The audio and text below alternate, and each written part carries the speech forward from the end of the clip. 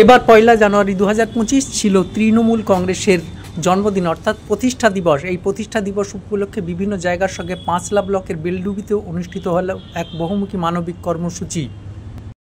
এদিন বেলডুবির নেতাজি বিদ্যানিকেতনে অনুষ্ঠিত হলো এক বহুমুখী রক্তদান শিবির ও কম্বল প্রদান অনুষ্ঠান।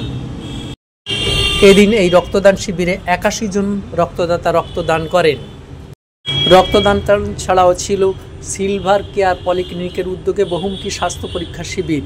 এদিন প্রায় শতাধিক মানুষ তাদের স্বাস্থ্য পরীক্ষা করান বিনামূল্যে। উপস্থিত ছিলেন পাঁচলা পঞ্চায়েত সমিতির চেয়ারম্যান ডাক্তার আবু বক্কর, জেলা পরিষদ সদস্য রিজা খাতুন প্রমুখ।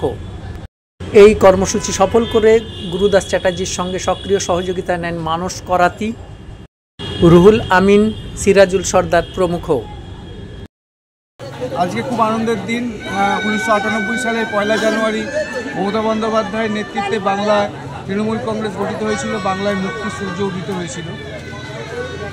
বামফ্রন্টের দীর্ঘ অত্যাচারের অবসানের পরে তৃণমূল কংগ্রেসের হাতে, মামাটি মানুষের নেত্রীর হাতে বাংলার মানুষ ক্ষমতা দিয়েছিল।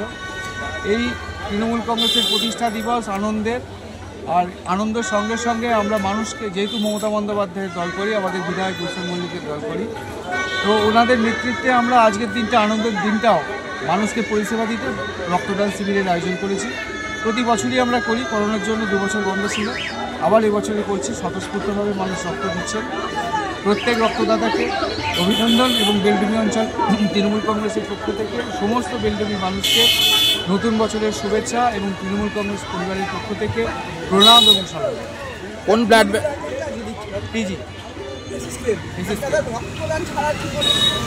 আজকে আমরা রক্তদান এবং রক্তদান যে আছে আমাদের বেলডুবি অঞ্চল তৃণমূল কংগ্রেসের পক্ষ থেকে, এবং আজকে 5 লাখ কেন্দ্র তৃণমূল কংগ্রেসের পক্ষ থেকে আছে, যেটা আমাদেরও সমস্ত কেন্দ্রের মধ্যে থেকে আজকে দুস্থ মানুষদের কম্বল দান এবং বস্ত্রদান আছে। বিকাল থেকে শুরু হবে, এমএলএ স্যার থাকবেন সেখানে। আজকে আমরা এখানে কম্বল এবং রক্তদান করেছি এবং কম্বল দান করা হয়েছে। আপনার নাম? গুরুদাস চ্যাটার্জি, সভাপতি বেলডুবি অঞ্চল।